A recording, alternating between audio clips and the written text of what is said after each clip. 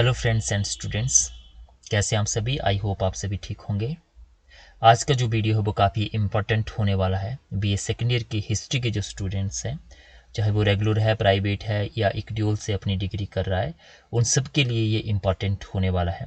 इसमें मैं पूरी की पूरी आपको जानकारी दूंगा कि आपको कौन सी कोर्स जो है वो कैसे ऑप्ट करने हैं, जिनका हिस्ट्री एज ए मेजर मतलब मेन सब्जेक्ट है, और जिसका हिस्ट्री मेन सब्जेक्ट नहीं है उसको कौन कौन सी बुक्स परचेज करनी है और कौन कौन से उसके कोर्स रहने वाले हैं। तो इसको जो है वो आप देखिए।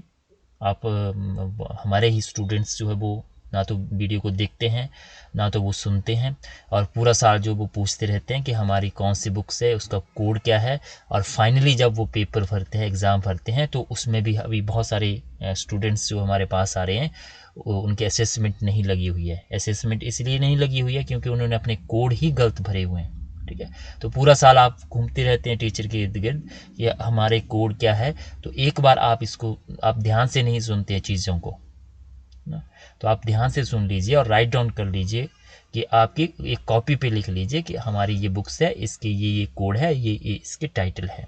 फिर वही आपने जो है वो एग्ज़ाम में फिल करने हैं। और दूसरे जो स्टूडेंट्स आपके साथी हैं उनको भी आप शेयर कीजिए जहाँ पे टीचर नहीं है या जो प्राइवेट या इक्ड्यूल से कर रहा है, ताकि उनको भी इससे जो है वो आइडिया मिल सके। तो हम चलते हैं। तो दो हमारे कॉमन कोर्स है। कॉमन कोर्स मतलब इसको DSC 1 वाले तो पढ़ेंगे ही, लेकिन जिनका DSC 2 है वो मतलब जिसका DSC 1 कोई और कोर्स है, मान लो पॉलिटिकल है DSC 1 मेन मेजर जो है, मेजर आप इसको समझिए, है ना। वैसे मेजर माइनर का कंसेप्ट नहीं है अब, लेकिन आप मान लीजिए कि मेजर आपने पॉलिटिकल साइंस लिया है और उसके साथ आप हिस्ट्री पढ़ रहे हैं, तो उनके लिए दो कोर्स होंगे सिर्फ। हिस्ट्री ऑफ इंडिया, ये आपके आगे सेकेंड ईयर के course. History of India from 1206 से लेकर 1707, 1206 से 1707 DSC 1C, DSC 1C HISTA 203, ये आपका फर्स्ट कोर्स हो गया।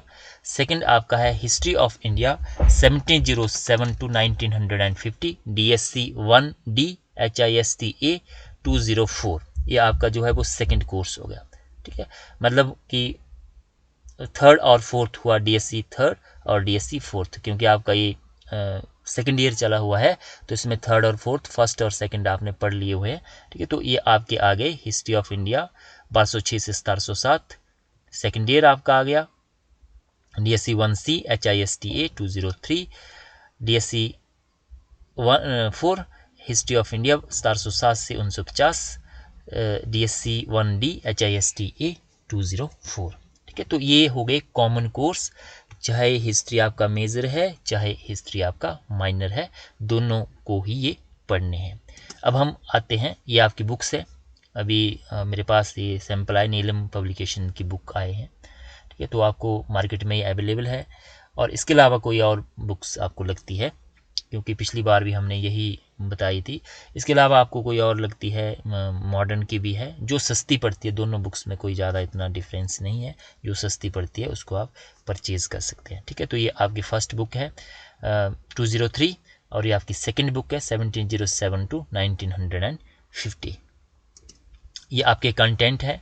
तो हमारा जो फर्स्ट बुक है वो शुरू होती है 1206 से लेकर 1707, उसमें पूरा का पूरा दिल्ली सल्तनत आता है। इसमें जो है वो आपकी स्लेब डायनेस्टी है, खिलजी डायनेस्टी है, तुगलक डायनेस्टी है, सैयद डायनेस्टी है, लोधी डायनेस्टी है, ये सारी की सारी डायनेस्टीज इसमें आती है फर्स्ट यूनिट में। सेकंड में आपका अफगान स्टेट, भक्ति और सूफी आंदोलन।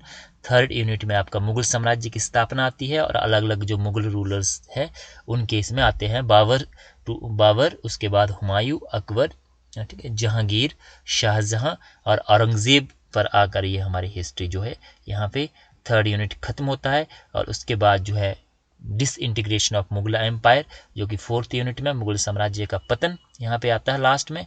और यहाँ पे जो है वो जो छोटी छोटी जो शक्तियाँ थी, अलग अलग जो स्टेट्स थे, जिसमें मराठा पावर्स थे, सिख थे, और मुगल साम्राज्य के विघटन के बाद ये जो सारी की सारी शक्तियाँ थी अलग अलग पार्ट में, ठीक है, इनका इमर्ज कैसे हुआ और इन्होंने जो है मुगल साम्राज्य के पतन में क्या रोल प्ले किया। यहाँ पे हमारा 4th यूनिट खत्म होता है फर्स्ट बुक का 1206 से लेकर 1707। काफ़ी इंटरेस्टिंग है।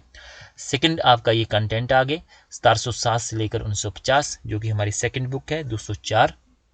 इसमें आपका स्टार्ट होता आफ्टर डिक्लाइन ऑफ मुगल के पतन के बाद 18th सेंचुरी में भारत की क्या आर्थिक, राजनीतिक और सांस्कृतिक अवस्था थी, ठीक है, क्योंकि पतन के बाद जो उथल पुथल स्टार्ट हुई और ईस्ट इंडिया कंपनी इंडिया में आई, उसका क्या क्या वहाँ पे इंडिया का ढांचा क्या था उस वक्त, ठीक है, सोशल, पॉलिटिकल और इकोनॉमिक कंडीशन कैसी थी। और इसी के साथ जब डिक्लाइन हुआ मुगलों का, तो वहाँ पे जो है स्वतंत्र राज्य जो इंडिपेंडेंट स्टेट्स थे, जिसमें आपका बंगाल था, अवध था, हैदराबाद था, उसका इमर्ज कैसे हुआ, उसका राइज किस तरह से हुआ। और एस्टेब्लिशमेंट ऑफ कॉलोनियल पावर, जो ईस्ट इंडिया कंपनी थी, जो औपनिवेशिक शक्तियाँ थी, उसकी किस तरह से एस्टेब्लिशमेंट हुई। और उसके बाद जब एक्सप्लोटेशन बढ़ने लगा तो इंडियंस ने जो है वो विद्रोह कर दिया, जिसको कि हम first war of Indian independence कहते हैं 1857 का। 1857 तक औपनिवेशिक शक्ति का विस्तार और सुदृढ़ीकरण किस तरह से हो, ठीक है, यहाँ तक आते आते जो है किस तरह से 1857 तक जो है वो किस तरह से पावरफुल हुई, अलग अलग जो कॉन्क्विस्ट हुए, अलग अलग जो एरिया जीते गए ईस्ट इंडिया कंपनी के द्वारा, वो यहाँ पे दिए गए। यूनिट सेकंड पे हम चलते हैं। Colonial economy, revenue, agriculture and industry. Colonial जो इकोनॉमी थी, अर्थव्यवस्था थी, वो कैसी थी, जिसमें आपके अलग अलग रेवेन्यू सेटलमेंट आ गए, जिसमें आपका स्थायी बंदोबस्त आ गया, रेतबाड़ी आ गया, महलवाड़ी सिस्टम आ गया, ठीक है, फिर आपका कृषि का वाणिज्यकरण, कमर्शलाइजेशन ऑफ एग्रीकल्चर आ गया। तो ये सारे के सारे टॉपिक इसमें जो है वो आएंगे। और सोशल रिलीजियस रिफॉर्म मूवमेंट और 19th सेंचुरी, 19वीं शताब्दी में जो है वो धार्मिक और सामाजिक सुधार आंदोलन किस तरह से हुए, जिसमें जो है वो ज्योतिबा फुले, ठीक है, नारायण गुरु थे, अम्बेडकर थे, इनका इसमें क्या रोल रहा, कास्टिज्म का, कास्ट क्वेश्चंस क्या था, ये आपका थर्ड टॉपिक है। इसका थर्ड यूनिट की हम बात करें तो 1857 के रिवोल्ट से स्टार्ट होता है। औपनिवेशिक शासन के लिए जो किसान प्रतिरोध हुए वो यहाँ पे दिया गया है। और राष्ट्रवाद, emergence of growth of nationalism. आपको पता है कि 19th सेंचुरी में जो है वो राष्ट्रवाद का उदय हुआ हमारे भारत में, ठीक है, तो उसके क्या क्या कारण थे। और गांधी का राष्ट्रवाद, गांधीयन नेशनलिज्म क्या था, उसके बारे में डिस्कस किया गया है। और लास्ट जो यूनिट है उसमें जो है growth of communal politics, independent partition and integration of Indian states, ठीक है, इसमें जो है सांप्रदायिक राजनीति का किस तरह से विकास हुआ, जिसमें आपका मुस्लिम लीग है, स्वतंत्रता किस तरह से मिली, और भारत का विभाजन किस तरह से हुआ, और जो हमारी देसी रियासतें थी उसका एकीकरण किस तरह से हुआ। और फाइनली हम पहुंचते हैं कॉन्स्टिट्यूशन असेंबली, संविधान सभा का निर्माण और एस्टेब्लिशमेंट ऑफ रिपब्लिक, संविधान किस तरह से बना और भारत जो है एक रिपब्लिक किस तरह से बना। तो 1950 पे हमारा ये कोर्स जो है वो आगे खत्म होता है। तो ये भी काफ़ी इंटरेस्टिंग है, कॉम्पिटिटिव पॉइंट ऑफ व्यू से काफ़ी इम्पॉर्टेंट है सेकंड बुक जो है, क्योंकि इसमें हमारा पूरा का पूरा नेशनल मूवमेंट जो है वो कवर अप होता है। तो इसको आप अच्छे से इसको स्टडी कीजिए। तो ये हो गए कॉमन कोर्स। ये जो हिस्ट्री मेजर है वो भी पढ़ेंगे और जो हिस्ट्री माइनर है वो भी। तो मेजर वालों के लिए भी, माइनर वालों को सिर्फ 2 ही बुक्स इसमें परचेज करनी है। अब हम करते हैं जिसका हिस्ट्री मेन कोर्स है, ठीक है। तो हिस्ट्री जिसका मेन है, जो कि हिस्ट्री में अपना जो है वो मेजर जिसने चूज़ किया है, उसको जो है वो साथ में 2 कोर्स और ऑप्ट करने पड़ेंगे। आपने भर दिया होगा फॉर्म में, वो है स्किल एनहांसमेंट कोर्स, SCC जिसको हम कहते हैं। तो इसमें 2 कोर्स हम इसमें देंगे इस बार, ठीक है। हो सकता है किसी कॉलेज में और दिए हों, लेकिन हम जो इस बार दे रहे हैं, ये पिछली बार भी जो हमने दिए थे, वो है हिस्टोरिकल टूरिज्म, ठीक है। तो 2 ऑप्शन है हमारे पास, 1 और 2। दूसरा अंडरस्टैंडिंग हेरिटेज है, तो इसमें हम फर्स्ट दे रहे हैं हिस्टोरिकल टूरिज्म, और थर्ड दे रहे हैं, यानी कि हम ओड दे रहे हैं। हो सकता है कोई ए बंदे understanding heritage, craft and artisan, living tradition. तो जो प्राइवेट वाले स्टूडेंट्स है वो भी यही लें, SCC 1 हिस्टोरिकल टूरिज्म और SCC 3 यही चूज़ करें। ये ना करें क्योंकि इसकी शायद बुक्स वगैरह भी अवेलेबल आपको मार्केट में नहीं मिलेगी, तो आपको दिक्कत आ सकती है। तो 2 कोर्स आप जो है वो इसका ध्यान रखें। तो हिस्टोरिकल टूरिज्म SCC 1 HISTA, 213 213 इसका कोड है। Second and introduction to archaeology SCC2 HISTA 215 इसका कोड है। तो जो हिस्ट्री मेजर पढ़ रहे हैं उनको 4 बुक्स परचेज करनी है, 2 मेन हो गई आपकी और 2 ये SCC के कोर्स 213 और 215, ठीक है। तो ये हो गया हमारा SCC। अब इसमें ये आपकी बुक आ गई, नीलम पब्लिकेशन की बुक ही है इसके ऊपर, आई थिंक दूसरी कोई बुक्स अवेलेबल नहीं है हिस्टोरिकल टूरिज्म, तो इसको आप परचेज कर सकते हैं मार्केट से। ये आपके कंटेंट आ गए, फर्स्ट यूनिट है, ठीक है। टूरिज्म का डेफिनेशन दिया गया है, अंडरस्टैंडिंग ऑफ वर्ल्ड हेरिटेज है, थर्ड आपका टेम्पल आर्किटेक्चर है, फोर्थ आपका टूरिज्म इन हिमाचल प्रदेश। तो इसके 2 जो टॉपिक है ये आपने फर्स्ट ईयर सेकंड ईयर में कहीं ना कहीं पढ़े होंगे, मंदिर के बारे में पढ़ा होगा आपने, ठीक है। मॉस्क्यू है, जैसे ताजमहल है, आगरा का फोर्ट है, या दिल्ली का फोर्ट है, या खजुराहो टेम्पल है, कंद्रिया महादेव है, इस तरह के टेम्पल आपने पढ़े होंगे। तो ये वहीं से आपका उठाया गया है टूरिज्म का, इसमें नया कुछ नहीं है। फोर्थ आपका है, इसमें फील्ड वर्क और सर्वे इस तरह से है, वो करवाएं या ना करवाएं वो डिपेंड करता है कॉलेजेस पे, ठीक है। तो ये हमारा हो गया हिस्टोरिकल टूरिज्म 213, ये आपका आ गया। इसके कंटेंट आ गए, इस पर मैं ज़्यादा डिटेल्स में नहीं जाऊँगा, ठीक है। इसमें आपका tourism in India, historical heritage, art and architecture first unit, second में आपका जो स्तूप आर्किटेक्चर जिसमें सांची स्तूप है, इंडो पर्शियन आर्किटेक्चर, थर्ड में आपका important temple and main temple style of India, fourth में आपका जो development of arch architecture in Himachal Pradesh, इसके बाद 8th में हिमाचल प्रदेश चंबा और कॉलोनियल आर्किटेक्चर एंड शिमला, और 4th में आपका जो हिमाचल प्रदेश में पर्यटन, इसमें टूरिज्म इन हिमाचल प्रदेश कुल्लू, हिमाचल प्रदेश शिमला। तो ये आपका आ गया टूरिज्म। अब सेकंड आपका एंड इंट्रोडक्शन टू आर्कियोलॉजी, तो इस पर भी ये बुक है, इस पे भी यही है आई थिंक नीलम की ही, तो इसको भी आप परचेज कर सकते हैं। इसके भी कुल मिलाकर 4 यूनिट आपके हैं।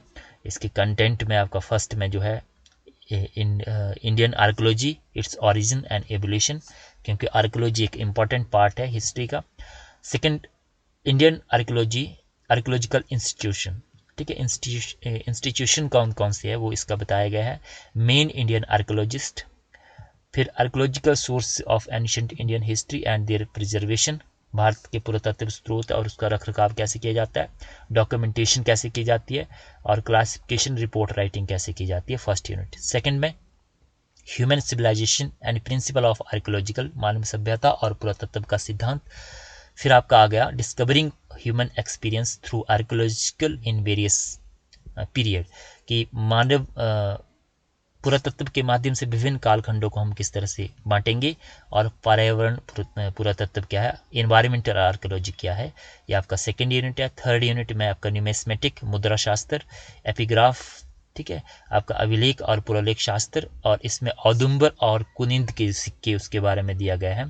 फोर्थ में आपका जो है सर्वे और एग्जीबिशंस इन आर्कियोलॉजी, पुरातत्व में उत्खनन का क्या महत्व है, इसके 5 यूनिट है। और 5 में जो है आपका उत्खनन प्रबंध और तकनीकी, फिर आपकी साइट्स पूछी गई है, कलीबंगा, राखीगढ़ी, और फाइनली आपका हिमाचल का टॉपिक है कांगड़ा का फोर्ट, इस पे आपका प्रकाश डाला गया है। तो ये हो गए आपके SCC के 2 कोर्स जो हिस्ट्री मेजर, मतलब जिसका DSC 1 हिस्ट्री है, वो इन 4 बुक्स को जो है वो परचेज करेंगे।